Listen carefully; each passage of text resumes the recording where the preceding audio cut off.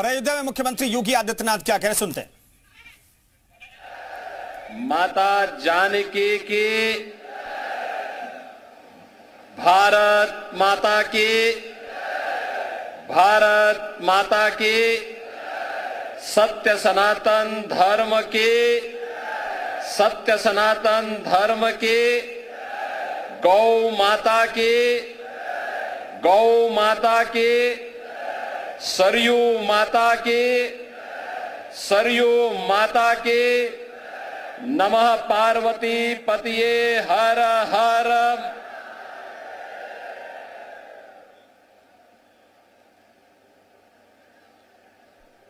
अवध तहां जहां राम निवासो, तहां ही दिवस जहां भानु प्रकाशो। जो पे सिय राम बन जाही, अवध तुम्हार काज कुछ नाही। दीपोत्सव के इस अष्टम संस्करण कार्यक्रम में आज इस समारोह की शोभा बढ़ा रहे हैं अयोध्या धाम के हमारे सभी पूज्य संतों की उपस्थिति में आज जो एक कार्यक्रम यहां पर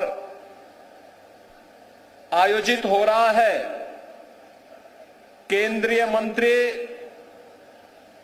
पर्यटन और संस्कृति मंत्रालय के मंत्री माननीय श्री गजेंद्र सिंह शेखावत जी, उत्तर प्रदेश सरकार में मंत्रिमंडल के मेरे वरिष्ठ सहयोगी, उप मुख्यमंत्री श्री ब्रजेश पाठक जी, प्रभारी मंत्री अयोध्या श्री सूर्य प्रताप शाही जी, प्रदेश के जल शक्ति मंत्री श्री स्वतंत्र देव सिंह जी, पर्यटन और संस्कृति मंत्री श्री जयवीर सिंह जी, प्रदेश सरकार के मंत्री श्री सचित चंद्र शर्मा जी,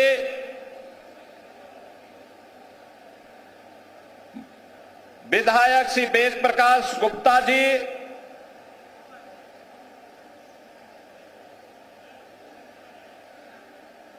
जिला पंचायत अध्यक्ष श्रीमती रोली सिंह जी,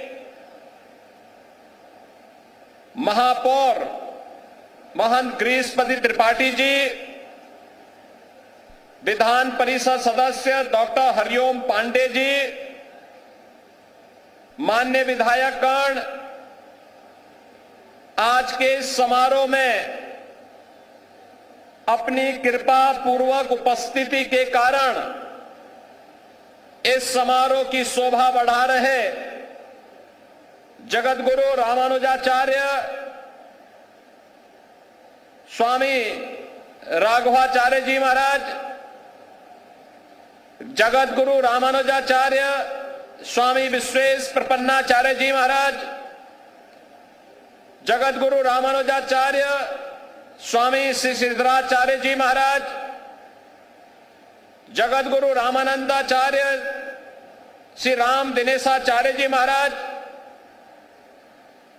मणिराम दास सावनी के श्री महंत जी के कृपा पात्र महंत कमल नयन दास जी, बड़े भक्तमाल के श्री महंत अवधेश दास जी, श्री महंत राजकुमार दास जी, श्री महंत राम शरण दास जी महाराज, श्री महंत देवेंद्र प्रसादाचार्य जी,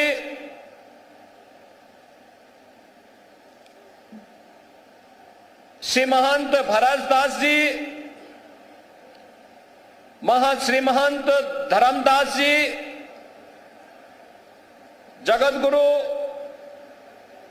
श्री सतवा बाबा महामंडलेश्वर महंत संतोष दास जी,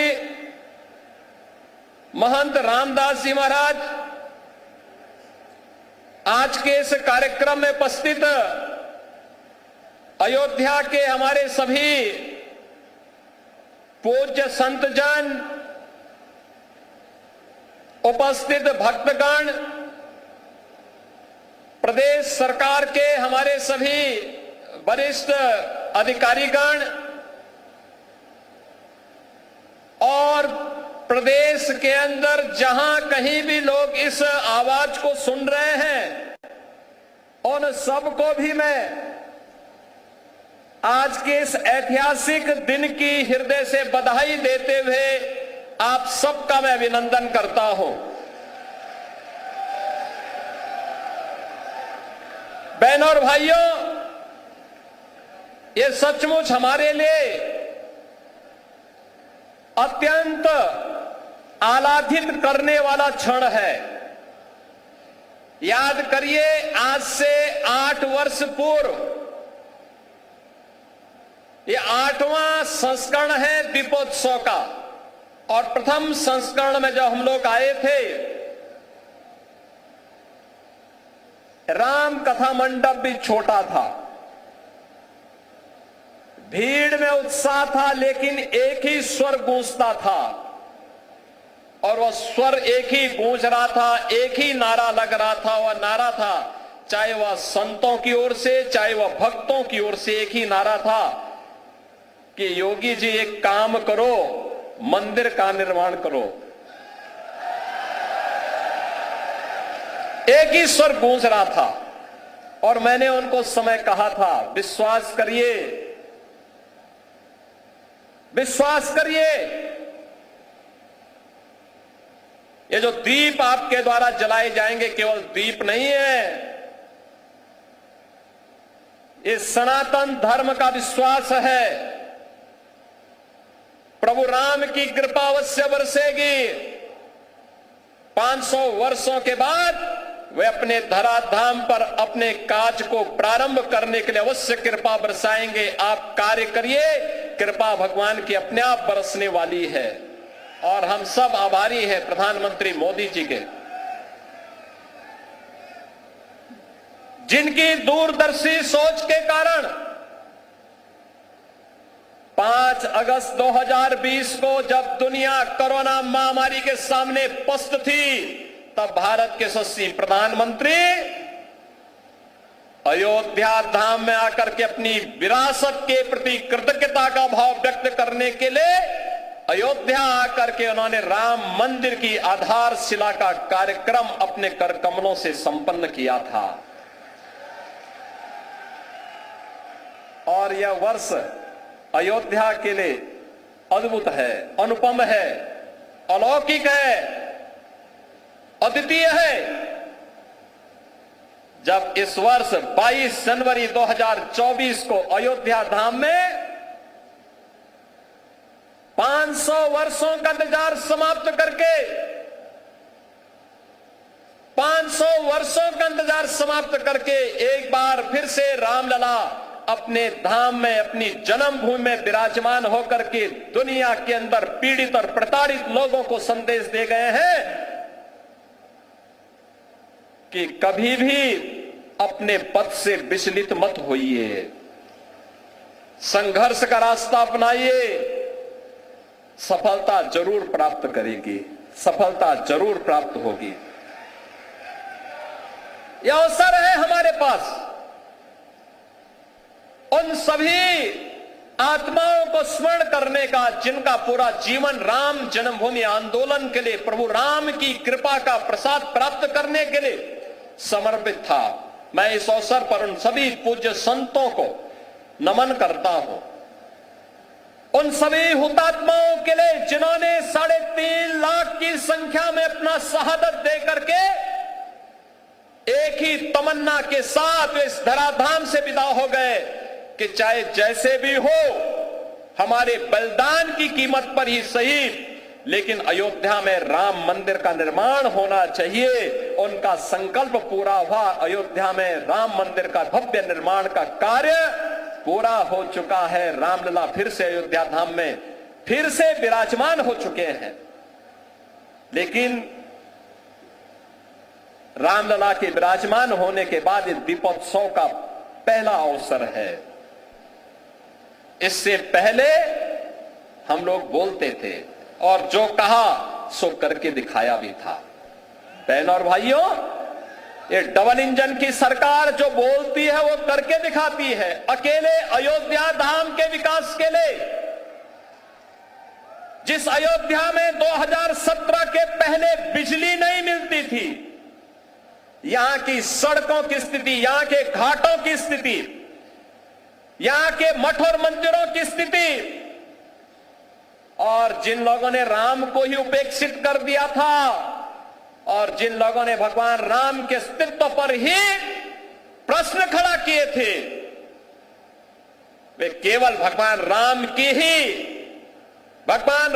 ही अस्तित्व पर प्रश्न नहीं खड़ा कर रहे थे, वे सनातन धर्म के अस्तित्व पर प्रश्न खड़ा करते थे।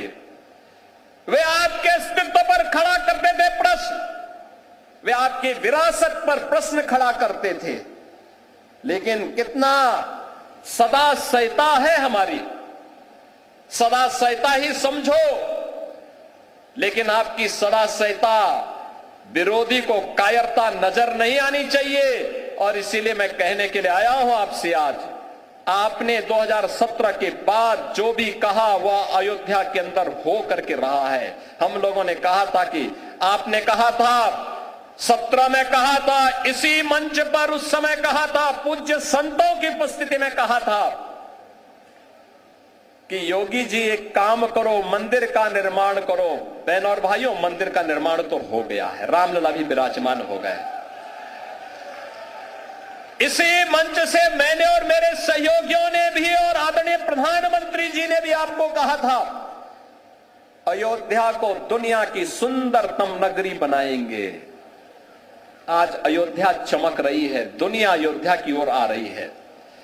31,000 करोड़ रुपए की लागत की परियोजनाएं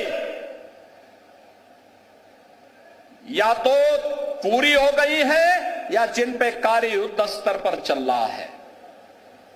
और बहनों और भाइयों, इससे भी आगे जाकर के भी इस पे कार्य होने हैं। ये तो एक शुरुआत है, शुरुआत। अयोध्या एक शुरुआत है सनातन धर्म के लिए। विरासत और विकास के प्रधानमंत्री मोदी जी के विजन को जमीनी धरातल पर उतारने के लिए, उस अभियान को वैश्विक मंच तक ले जाने के लिए आज काशी हमारी चमक रही है। भव्य और दिव्य काशी के दर्शन दुनिया कर रही है। आज हमारा अयोध्या धाम जो भी आता है, मैंने 22 जनवरी को दृश्य देखा है, 23 जनवरी को मैंने वह दृश्य देखा है, जब देश भर से आए हुए श्रद्धालु अयोध्या में भगवान राम के मंदिर का दर्शन करते थे। उनके आंखों में खुशी के आंसू थे।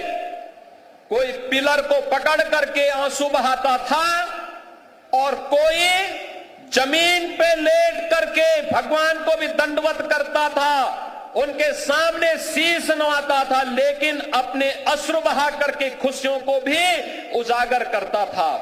बहनों और भाइयों, वह सभी दृश्य मैंने अपनी आंखों के सामने अयोध्या के अंदर देखे हैं और मैंने उन लोगों के भी काले कारनामे देखे हैं जिन्होंने राम भक्तों के लहू से अयोध्या को और सरयू मैया को लहूलुहान किया था। वह दृश्य भी हम लोगों ने अयोध्या के अंदर देखा है और इसीलिए मैं आपको एहसास कराने के लिए आया हूं। आज हमने जो कहा, ये डबल इंजन की सरकार ने जो कहा था वह तो करके दिखा दिया। अब अयोध्या की बारी है। अयोध्या को फिर से अपने आप को साबित करने की बारी है। और याद रखना, ये मां सीता की अग्नि परीक्षा बार बार नहीं होनी चाहिए। हमें इस अभिशाप से निकलना ही होगा। अयोध्या को भव्य और दिव्य रूप देना ही होगा। इसके लिए अयोध्या वासियों को एक बार फिर से आगे आना होगा और इसी के लिए आज हम आपको एहसास कराने के लिए आए हैं। ये जो कार्यक्रम इतनी भव्य रूप में यहां पर आयोजित हो रहे हैं, ये जो स्वरूप है अयोध्या का, ये बदलावा स्वरूप आज दुनिया को अपनी ओर आकर्षित कर रहा है। कोई सोचता था अयोध्या में 4 लेन की सड़कें होंगी, धर्मपथ के नाम पर होंगी, राम पथ के नाम पर होंगी, भक्ति पथ के नाम पर होंगी, जन्मभूमि पथ के नाम पर होंगी। कोई जानता था इतने फ्लाईओवर अयोध्या के अंदर बनेंगे? कोई कभी कल्पना करता था कि अयोध्या, जहां 4 घंटे 5 घंटे बिजली नहीं मिलती थी, जो लोग आपको बिजली के लिए तरसाते थे, सड़ी हुई गर्मी में तरसने के लिए छोड़ देते थे, वे भी आज राम की दुहाई दे रहे हैं। जो लोग राम जी की पेड़ी में सड़े हुए जल में आपको स्नान करने के लिए मजबूर कर देते थे, वे भी आज अयोध्या आकर के अपना ताल ठोकना चाहते हैं। लेकिन हम लोगों ने तो राम जी की पेड़ी को ऐसा बना दिया, एक तरफ से आज पानी आता है और दूसरी ओर निकल जाता है। ऐसे लगता है जैसे हरिद्वार की राम जी की पेड़ी आज हर जी की पेड़ी बनकर के यहां के भक्तों को तार रही हो। आज अयोध्या को देश की पहली सोलर सिटी बना दिया गया है। और याद करिए, हजारों वर्ष पहले भगवान राम पुष्पक विमान से अयोध्या आए थे और तब से अयोध्या में फिर से विमान नहीं उतर पाया था। बहन और भाइयों, मोदी जी की कृपा से अयोध्या इस अवसाद से मुक्त हुआ। अयोध्या में इंटरनेशनल एयरपोर्ट बना, पूरे देश की कनेक्टिविटी अयोध्या के साथ जुड़ी। जिन लोगों को कार्य नहीं करना था, पहले राम के अस्तित्व पर प्रश्न खड़ा करते थे, उससे पहले राम भक्तों पर गोली चलाते थे। जब एयरपोर्ट का निर्माण कार्य प्रारंभ हुआ तो उन्होंने कहना प्रारंभ कर दिया कि साहब ये किसानों का शोषण हो रहा है। जब यहां पर मंदिर, यहां सड़क के चौड़ीकरण का कार्य प्रारंभ हुआ, उन्होंने कहा साहब व्यापारियों का शोषण हो रहा है। मुझे बताओ, अगर हम 4 लेन की सड़क नहीं बनाते, 4 लेन की सड़कें यहां की नहीं बनती, तो ये लाखों श्रद्धालु आ रहा है, क्या ये अयोध्या में सुरक्षित यात्रा कर पाता, यहां दर्शन कर पाता? क्या अयोध्या में इतना इंफ्रास्ट्रक्चर आजादी के बाद जिन लोगों ने प्रदेश में और देश में शासन किया, उन्होंने क्या इस प्रकार का इंफ्रास्ट्रक्चर दिया था क्या कि यहां पर लाखों श्रद्धालु आकर के दर्शन कर पाता? एवरेज 1 लाख श्रद्धालु वर्तमान में है और पीक सीजन में यह 5 लाख और कभी कभी 35 लाख तक पहुंचता है। बहन और भाइयों, यह जो कार्य हुआ है, जिन लोगों को नहीं करना था वे प्रश्न पहले खड़ा करते थे आपके अस्तित्व के लिए, राम भक्तों पर गोलियां चलाते थे। और आज जब विकास हो रहा है तो विकास में किसी प्रकार से बैरियर बनना है, लेकिन अयोध्या को छेड़े बगैर हम लोग इन बैरियर्स को भी हटा रहे हैं। ये बैरियर भी हट रहे हैं, ऐसे ही हट रहे हैं जैसे उत्तर प्रदेश को माफिया से मुक्त करके उत्तर प्रदेश को एक सुरक्षित प्रदेश बनाया गया है। सनातन धर्म के बैरियर को भी, सनातन धर्म के मार्ग के बैरियर भी हटाने हैं। जो लोग सनातन धर्म पर बार बार प्रश्न खड़ा करते हैं, उनको मैं बोलना चाहता हूं, सनातन धर्म ने कभी किसी का अहित नहीं किया, किसी का अहित नहीं किया, सबको गले से लगाया।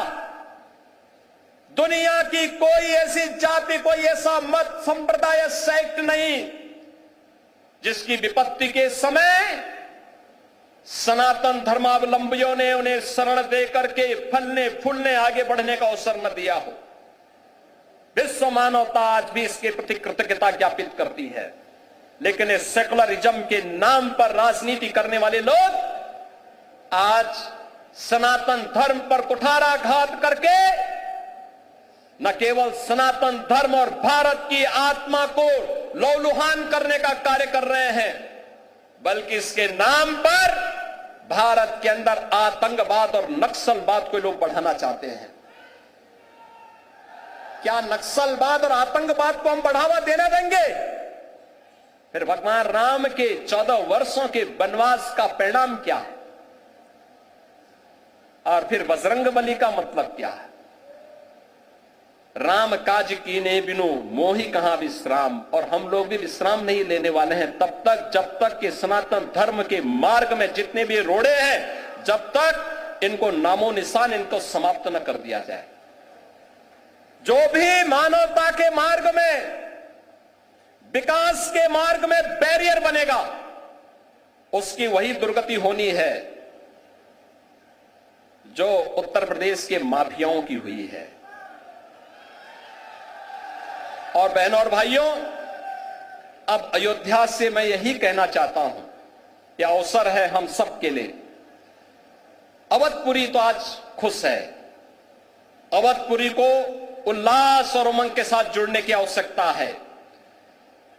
और आज का दिन तो, ये दीपोत्सव तो अयोध्या की देन है।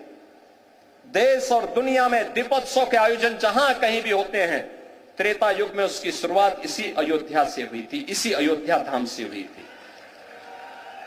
उसी स्मृति को जीवंत बनाए रखने के लिए हम लोगों ने इस कार्यक्रम को आगे बढ़ाया है। और उसी स्मृति को जीवंत बनाए रखने के लिए तुलसीदास जी ने भी कहा कि अवधपुरी प्रभु आवत जाने, भये सकल शोभा के खाने।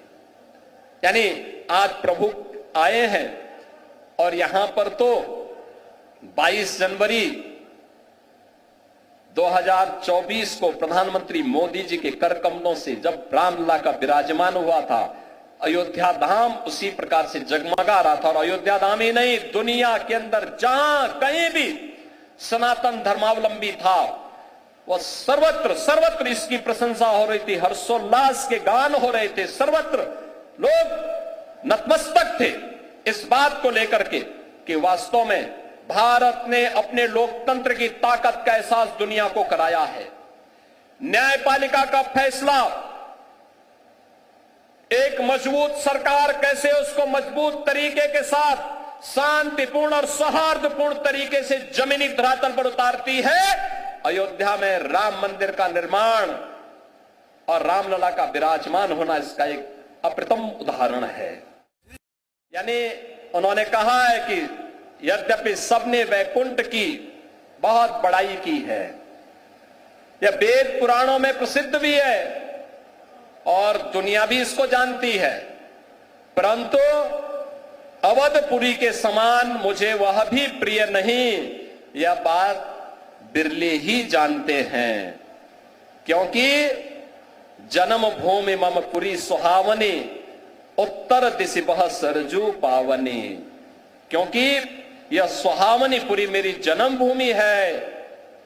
आप याद करिए, यह रामायण कहता है, यह हमारा रामचरितमानस कहता है, लेकिन जो लोग राम के अस्तित्व पर प्रश्न खड़ा करते थे, इन जन्मांधों को कभी यह दिखाई नहीं दे रहा था। ये राम के अस्तित्व पर प्रश्न खड़ा करते थे, कहते थे कि क्या अयोध्या में ही राम ने जन्म लिया है।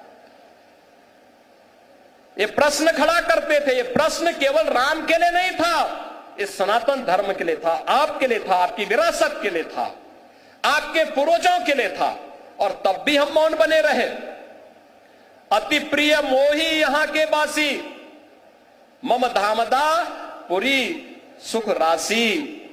बहनों और भाइयों, अब तो रामलला विराजमान हो चुके हैं और मैं आप सबसे आह्वान करूंगा, अब अवसर है। मोदी जी ने 2014 में देश के अंदर प्रभु राम के राम राज्य के अनुसार देश की शासन व्यवस्था का संचालन करना प्रारंभ कर दिया है।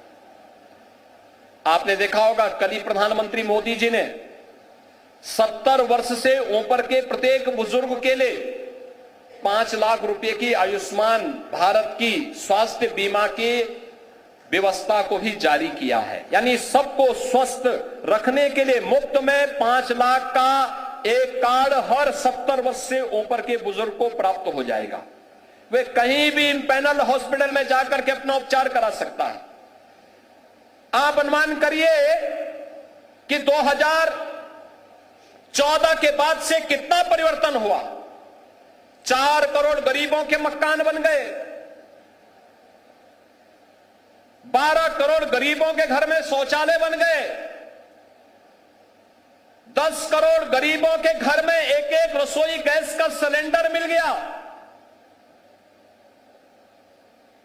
50 करोड़ लोगों को प्रतिवर्ष 5 लाख रुपए का स्वास्थ्य बीमा का कवर मिल रहा है। 80 करोड़ लोग कोरोना कालखंड में फ्री में राशन की सुविधा का लाभ जो प्रदान हुआ था वो आज भी जारी है। आज भी फ्री में राशन सबको बिना भेदभाव के मिल रहा है। कोई भेदभाव तो मोदी जी के स्तर पर नहीं हुआ, न जाति के नाम पर, न मत के नाम पर, न मजहब के नाम पर, न क्षेत्र के नाम पर, न भाषा के नाम पर। कोई भेदभाव किसी के साथ नहीं हुआ।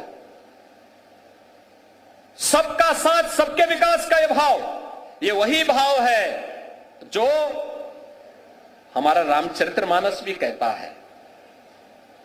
यानी भगवान राम के राजगद्दी पर बैठने के बाद क्या हुआ था?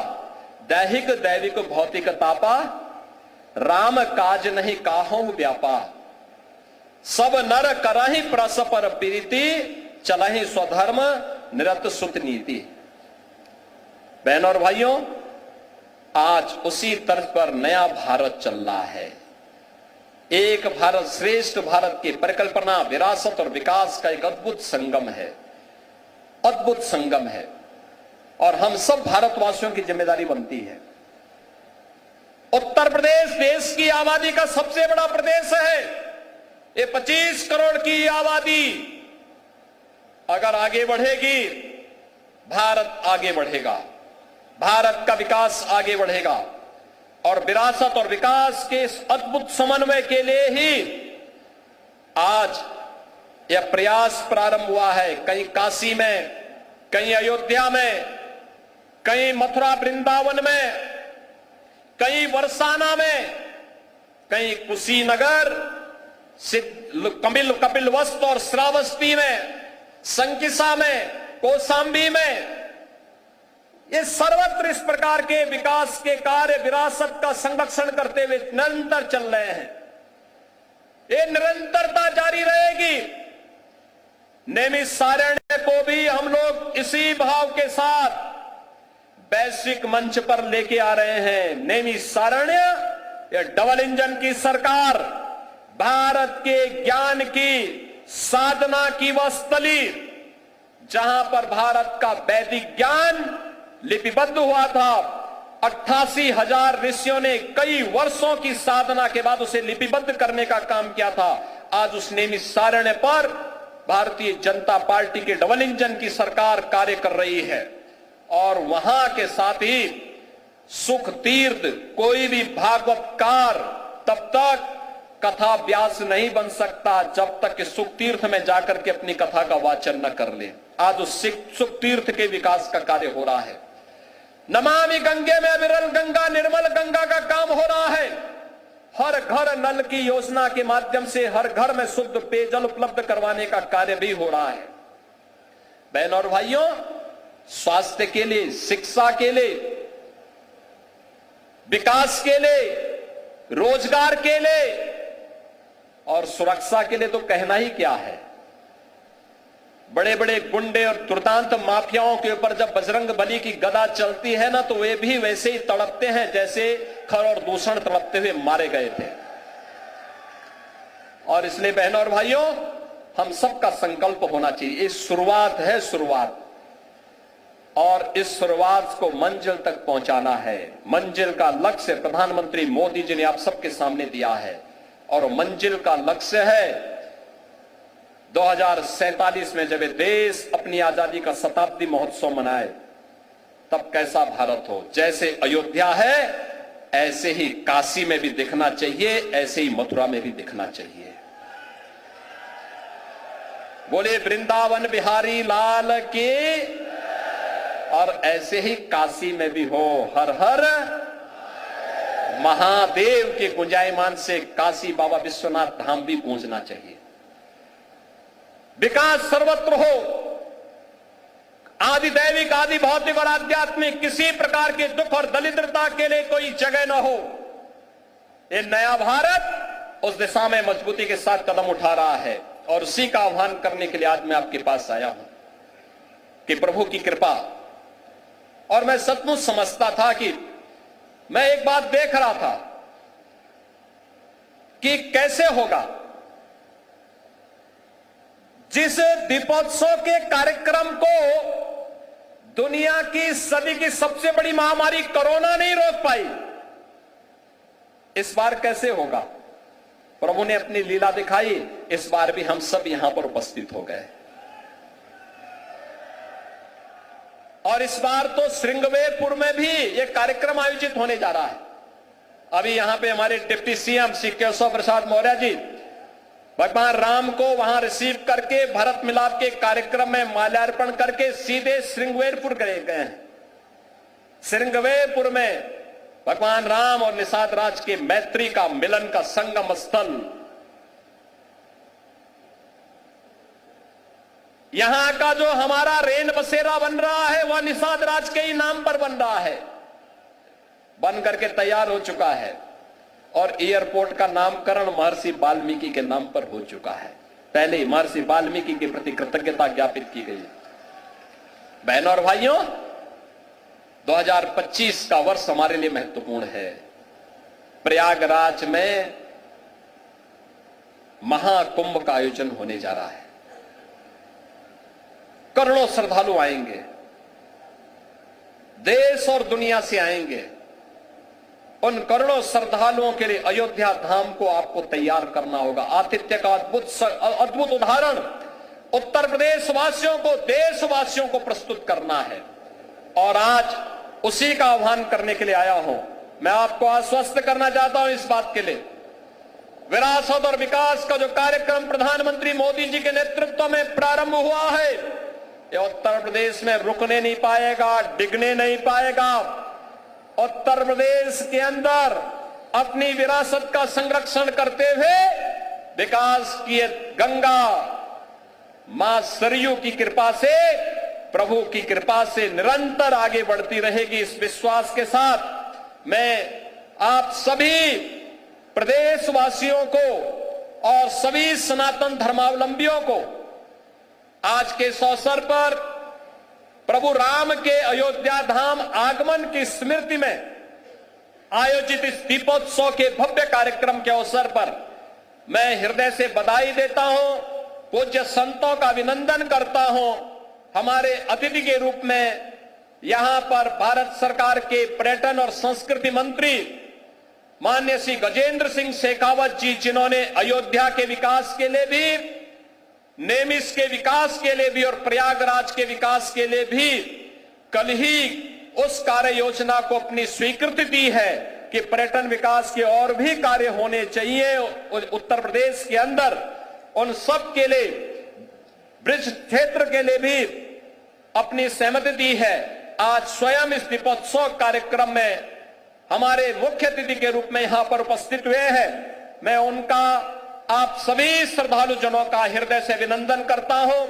आज यहां पर हम लोग अभी राम जी की पेड़ी में आप पूज्य संत का जन और श्रद्धालु जन जाएंगे। याद रखना, हमारी सबसे बड़ी ताकत है अनुशासन। उत्साह होगा लेकिन अनुशासन के दायरे में होगा। वह अनुशासन दिखना चाहिए। इस विश्वास के साथ मैं आज के इस अवसर पर आप सबको दीपोत्सव का, दीपावली का हृदय से बधाई देता हूं। प्रभु श्री राम से यही प्रार्थना करता हूं कि आपके व्यक्तिगत जीवन में, सार्वजनिक जीवन में, पारिवारिक जीवन में खुशहाली लाएं, सुख और समृद्धि लाएं, और निरंतर इस दीपोत्सव के कार्यक्रम के साथ हम सब जुड़ते रहें। आप सबके प्रति मेरी मंगलमय शुभकामनाएं, आप सबके प्रति मेरी हार्दिक बधाई और शुभकामनाएं। धन्यवाद। जय हिंद। जय जय श्री राम। जय जय श्री राम।